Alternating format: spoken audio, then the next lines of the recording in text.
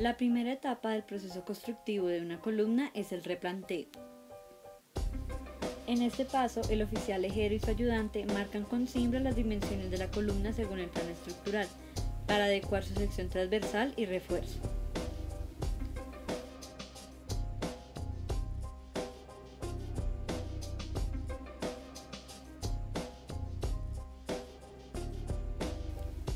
Después del replanteo sigue la etapa de instalación del acero de refuerzo, que se compone de flejes y o ganchos suplementarios más barras longitudinales. En esta etapa se da continuidad del refuerzo de la columna del piso inferior, por lo cual se acostumbra a dejar unas barras longitudinales que quedan después de fundir el entrepiso y que popularmente se denominan pelos, las cuales se traslapan con las barras que corresponden al piso en el que se está trabajando. Para esto, el oficial marca las varillas donde van los empalmes y los estribos con tiza y los amarra con alambre negro y el bichiroque, mientras que el ayudante está pendiente de que el oficial tenga el material suficiente para dicha labor.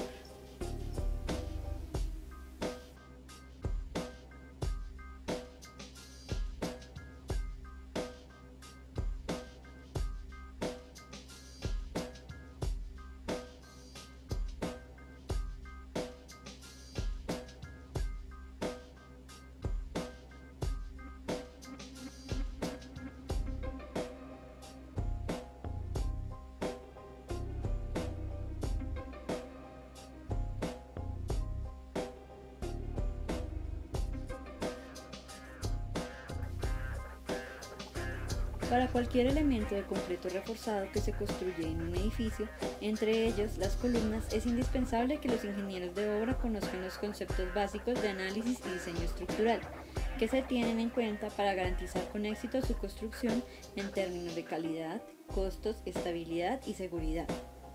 Asimismo, los ingenieros consultores o estructurales también deben conocer las técnicas y procesos que normalmente se utilizan en obra para llevar a cabo su construcción, lo cual contribuye de una manera significativa para que su diseño estructural sea óptimo acorde con las características y necesidades en obra para cada tipo de proyecto.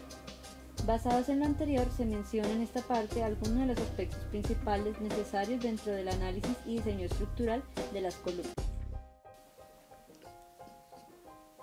Por un lado, el tipo de sección, su geometría, el acero de refuerzo y las especificaciones de los materiales de las columnas son definidos durante el análisis y el diseño estructural. Para ello, el ingeniero consultor parte del modelo estructural del esqueleto del edificio, donde se simula simultáneamente el comportamiento de las vigas, columnas y o muros sismorresistentes con sus correspondientes propiedades, geometrías y condiciones de frontera. Las solicitaciones internas de las columnas provienen de las cargas que actúan sobre la estructura del edificio, tales como sismo, viento, muerta, viva, entre otros. La magnitud de la carga muerta depende principalmente del tipo y espesor del entrepiso, como también de la fachada, escalera, entre otras. El nivel de carga viva obedece al uso de la estructura, es decir, si va a ser para vivienda, oficina, colegio, etc. Con respecto a la de sismo, esta depende básicamente de la zona de riesgo sísmico donde se va a diseñar y construir el edificio.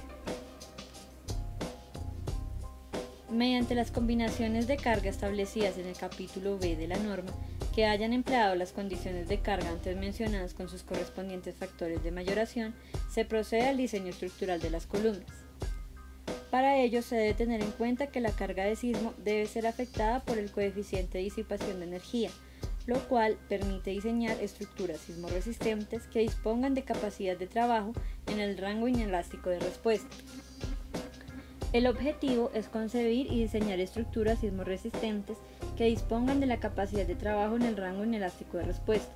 Para ello, la norma clasifica diseños con capacidad de disipación de energía mínima, moderada o especial, como se muestra en la figura. A mayor detallado estructural proporcionado por los estribos, mayor confinamiento, por lo tanto, más ductilidad y capacidad de disipación de energía. La capacidad de disipación de energía depende de la zona de amenaza sísmica, donde se va a construir la edificación, para lo cual la norma da las siguientes opciones sobre las restricciones al uso de sistemas y materiales estructurales. De esta forma, una edificación que se vaya a construir en una zona de amenaza sísmica debe tener un diseño sismorresistente basado en la capacidad de disipación de energía especial. En zona de riesgo sísmico intermedia, pueden tener un diseño con capacidad de disipación de energía moderada o especial. En zona de riesgo sísmica baja, pueden tener un diseño con capacidad de energía mínima, moderada o especial. En la figura se presenta un ejemplo de un pórtico plano con capacidad de disipación de energía especial.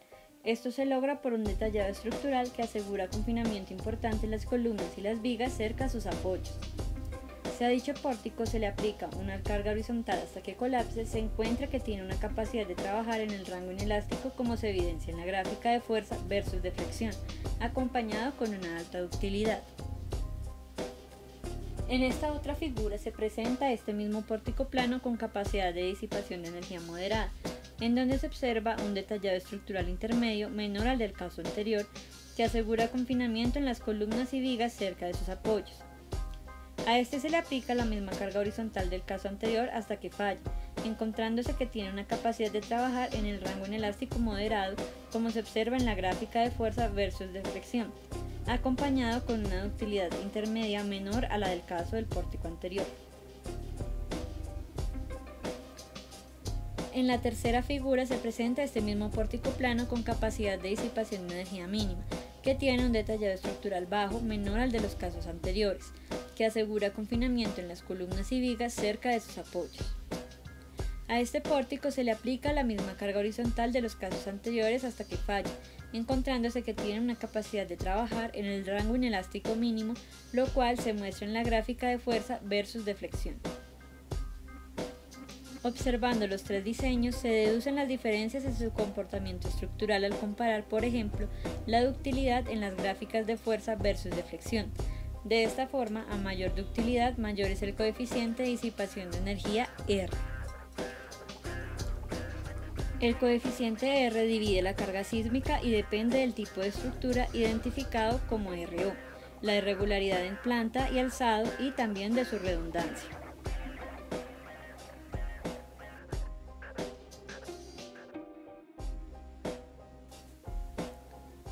El sistema estructural compuesto por vigas, columnas y o muros cortina deben suministrar una rigidez al edificio en cada dirección, la cual es indispensable para cumplir los requisitos de deriva que exige la norma. El aporte de las columnas y muros es fundamental para cumplir con este requisito. Muchas veces se encuentra que las dimensiones de los elementos, vigas, columnas y muros, es fijada por la deformabilidad lateral y no por criterios de resistencia. Las normas establecen un límite de deriva para evitar problemas de alarma y pánico a las personas que ocupan el edificio. También para controlar los daños de los elementos no estructurales, la deformación elástica de los elementos estructurales y no estructurales y la estabilidad global de la edificación. Para edificios en concreto reforzado, la deriva no puede ser mayor del 1% como se explica para el último piso de un pórtico plano de un edificio de 3 pisos. Este mismo procedimiento se debe emplear de forma espacial, donde se tienen en cuenta las deformaciones en las dos direcciones. La deriva debe evaluarse para cada piso del edificio y para cada combinación de carga, como se observa en el ejemplo del cálculo de deriva de un edificio de 5 pisos.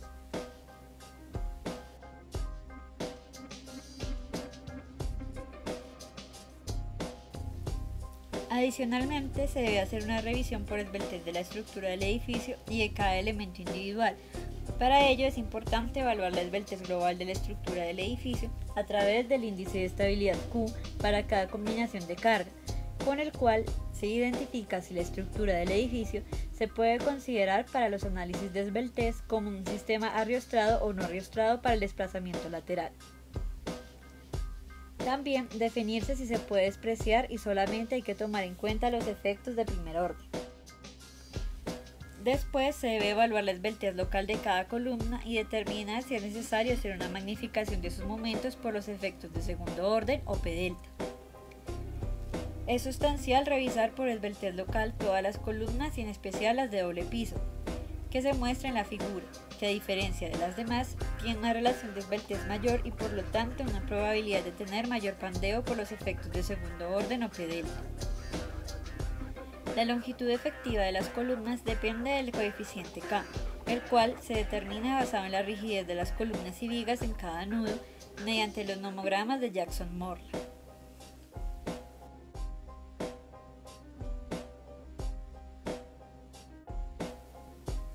Basados en las solicitaciones internas de las columnas, como son las fuerzas axiales y los momentos en cada dirección y para cada combinación de carga, se determina el refuerzo longitudinal y flejes de las columnas.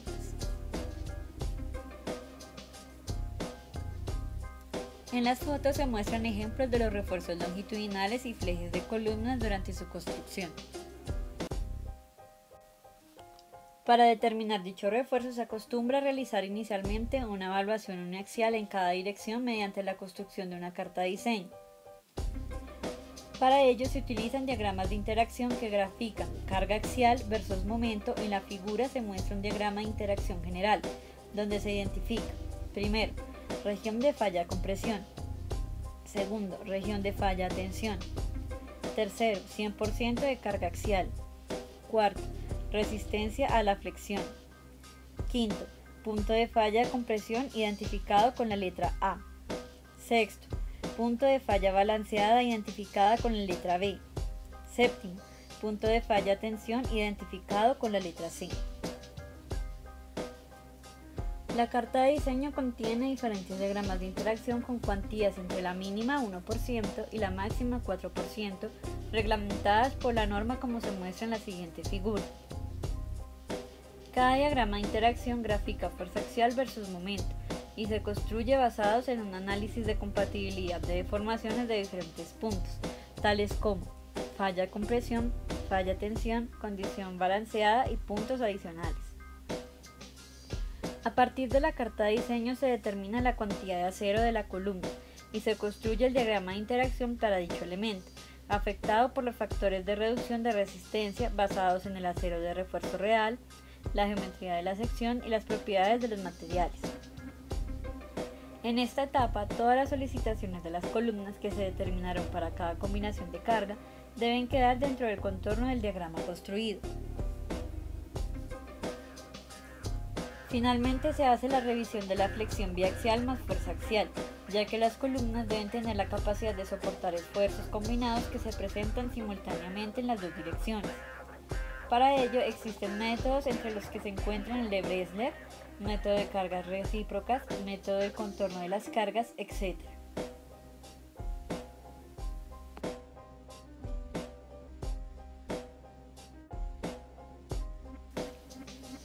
Para que la columna resista los esfuerzos cortantes y tenga un comportamiento dúctil, se deben determinar los estribos o flejes necesarios y su correspondiente separación medida a lo largo del eje longitudinal del elemento.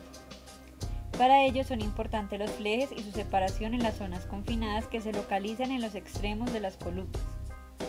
Además, estos elementos transversales evitan que las barras longitudinales fallen por pandeo debido a la carga axial que asumen. La definición de despiece de los flejes en la zona confinada y no confinada depende de los resultados de la evaluación de resistencia, ductilidad y detallado estructural por parte del ingeniero estructural, donde influye la zona de riesgo sísmico donde será construida. En diferentes investigaciones se ha mostrado que entre más alta sea la cantidad de acero de la columna, mayor es la resistencia pero menor su ductilidad. El refuerzo transversal produce confinamiento en la zona confinada, siendo más efectivo el de espirales que el de estribos. Cuando se utilizan estribos múltiples en el mismo plano o ganchos suplementarios, el confinamiento mejora notablemente, ya que el efecto arco es más eficiente. Las normas exigen que se predimensionen y diseñen las columnas y las vigas de tal manera que se formen las articulaciones plásticas en las vigas y no en las columnas en el momento de un sismo. Esto para evitar un mecanismo de colapso crítico y garantizar la estabilidad de la estructura. Para lograrlo se debe garantizar que la rigidez de las columnas sea mayor en el de las vigas en cada nudo de una estructura. Estudiando los conceptos básicos de análisis y diseño estructural de este elemento, se sigue con el proceso constructivo. La siguiente etapa es la instalación de la formaleta. Una vez se tiene el armado, se coloca la formaleta previamente engrasada con ACPM o con cualquier otro tipo de desencofrante y es llevada al lugar de trabajo por la torre grúa e instalada por el oficial y el ayudante, quienes generalmente mediante Falklands ajustan la formaleta. Después se instalan los parales metálicos para que ésta se mantenga en su lugar.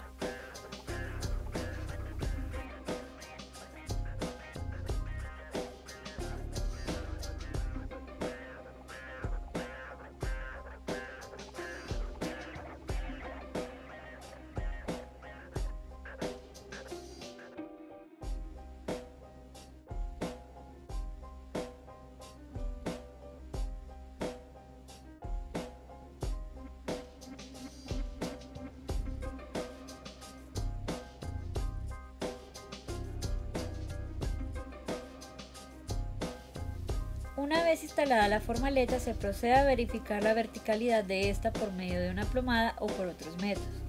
En ocasiones se utilizan cilindros de concreto o pesas.